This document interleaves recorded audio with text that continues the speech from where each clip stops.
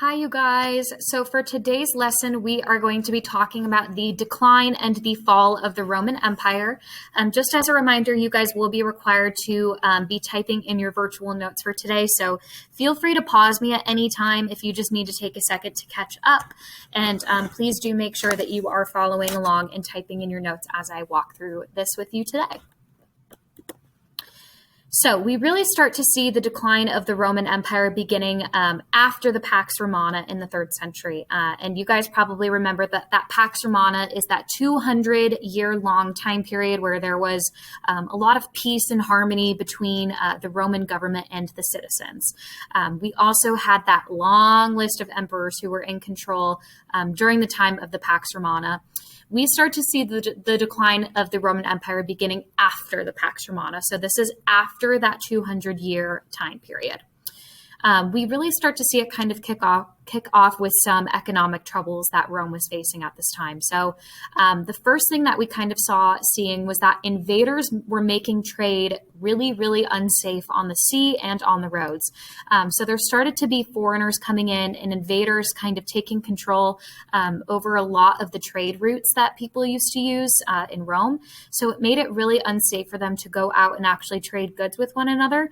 So obviously a decline of trade is going to cause some issues with the economy. And that's kind of why we saw the decline start to begin, is because trade was almost impossible with these invaders coming in and making it unsafe for people to go out and use those trading routes. Again, that was on the sea and also on the roads.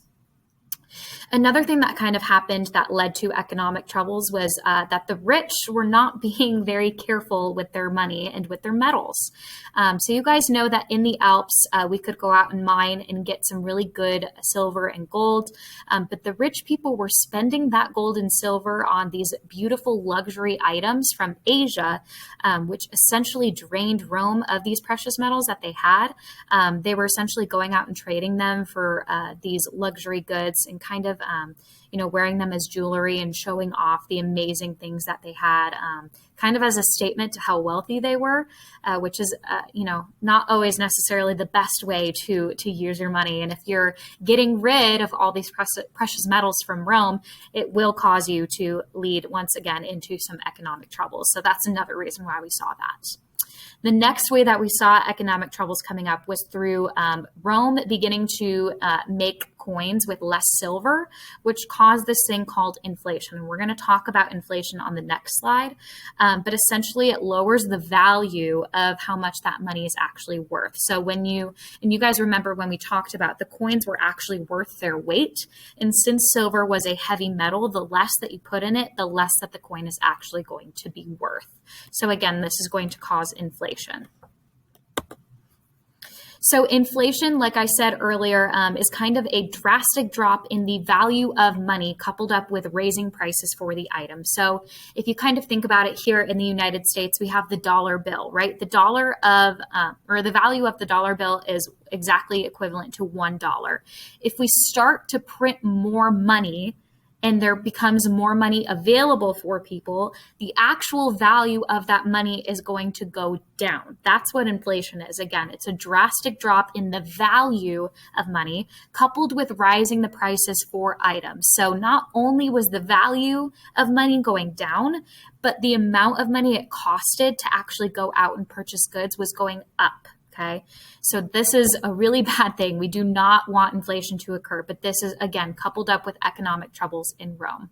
Okay, so another thing that caused economic troubles was that the agriculture was suffering as well. This decreased because there was some infertile soil and farmland being destroyed by war. So you guys can imagine if you are going out and fighting in battles in farmland, a lot of that farmland is going to get destroyed by the war that is occurring. So people were not able to grow their crops as much as they had once used to because they were going out and fighting so many wars.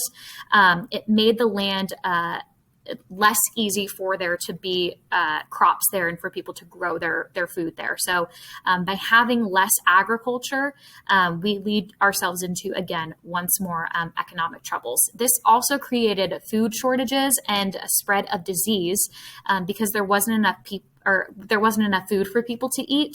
And when people start dying, and they start dying in mass groups of people, it is more likely that disease is going to spread.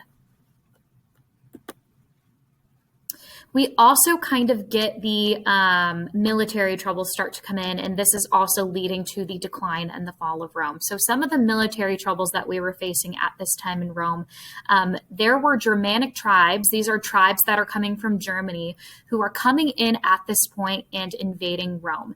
Germany had kind of started to rise up as a superpower, just like Rome had once done while they were building up their empire. But now Germany is coming in, and they're deciding that they want to invade Rome. Okay. So the soldiers in Rome at this time no longer had the same kind of discipline and loyalty that they once had to Rome. So people were a lot less likely to actually defend their land because there wasn't any military defending it. There were some people who still went out and defended the land. But again, there wasn't that same kind of discipline and loyalty that they did once have. Okay. The only loyalty that we really did see with the soldiers was to their commanders. And these commanders not only fought for Rome itself, but they were kind of doing it for the specific purpose of becoming an emperor one day in the long run. So the commanders would go out and fight really hard and try to represent Rome really well because they wanted it to benefit them in the long run, so that people would see, hey, you did a really good job. We're going to make you an emperor now. So it was kind of a selfish motive, if you will. Okay. So since we did not see the kind of same amount of loyalty from the soldiers fighting in Rome and defending it as we had once used to, we decided to recruit what we call mercenaries. And mercenaries are essentially people who are foreigners who are hired to go out and fight in the defense of Rome. So they're foreign soldiers who fought for money. You could recruit them to come from other places to actually defend your land. So they had to do that in Rome, again, because there wasn't that same amount of loyalty and discipline with the soldiers that had actually lived there. So they needed other people to come in from these foreign lands to actually defend their own land in Rome. We also start to see a rise of political troubles. This is another element that really leads to the decline and the fall of the Roman Empire. So the first kind of thing that started happening, and one of the major troubles, was that for the citizens, they start to lose patriotism. And basically what patriotism is when you're really proud to be a part of the country that you are living in, or the empire that you are living in. So we start to see troubles in the empire.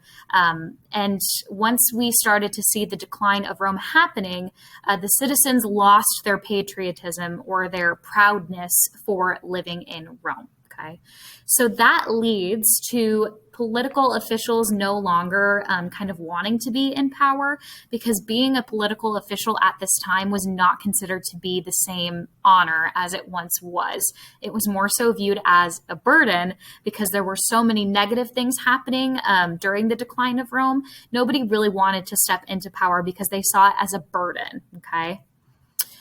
So yeah, again, with that being said, fewer people wanted to serve in the government, again, because they viewed it as a burden. And just another kind of fact that goes along with that is that out of 26 generals who became emperors, 25 of them met violent death. So only one of them did not meet a violent death. So obviously, you know, if you are thinking about being in the government, you also have to consider that you might meet violent ends to your death. So that might be something that you might not want to happen. So that is kind of a way that, you could be deterred away from actually stepping into the government and participating in it. I'm a really strong leader. So with Rome continuing to decline, we are really needing some temporary help.